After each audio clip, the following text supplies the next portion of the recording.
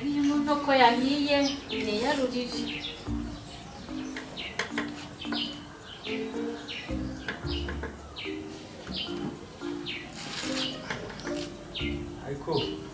ariko wamaji imutwe ushaka wamaye ikizayo izo ntoki zawe ariko ko ndeba warurumbye ariko si wanyeye rero ubundi ntabwo ariko kandi hano kangana nk'inuzo mu murumba uzawugeza nuko mwabaye abana bo mu bakire.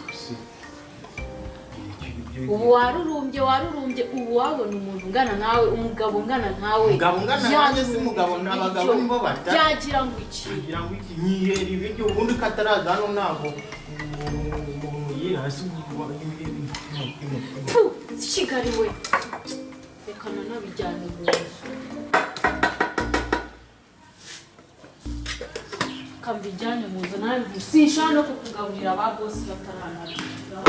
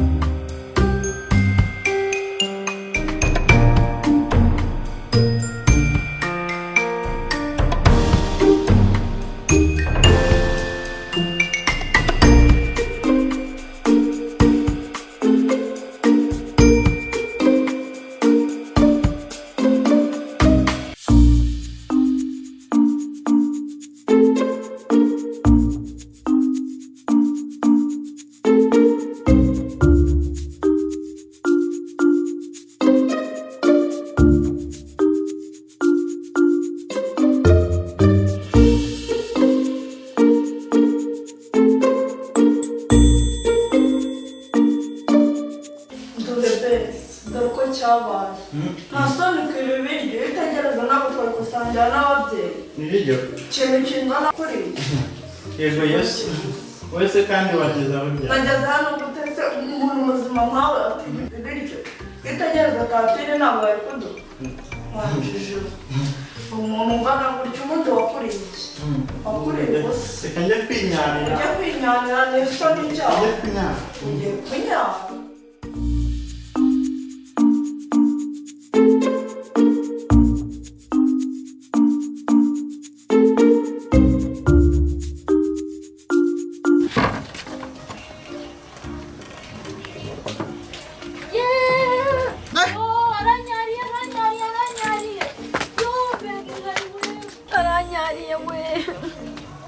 Mbega inkari mana yanjye mbega ubukungu byankoreye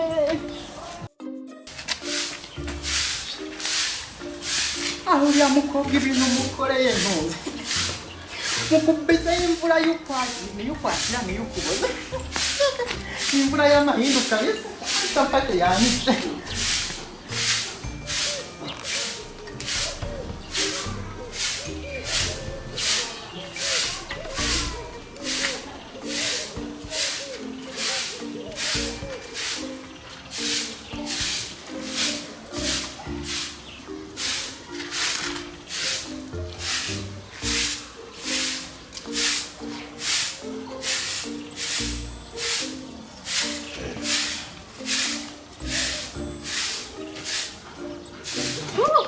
Mbega igihugu kiranyarira we mana yanjye mbega inkari umva ngo baravuga ngo ibintu nkoreye ca uyu munsi ntagabo mamuna ariko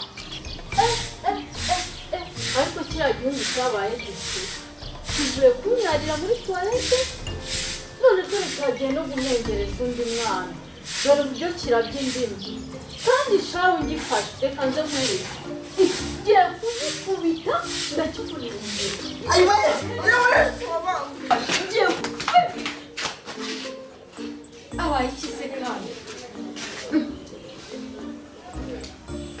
yo uwishe ntaririrwa niwe se nuko ipfire birangira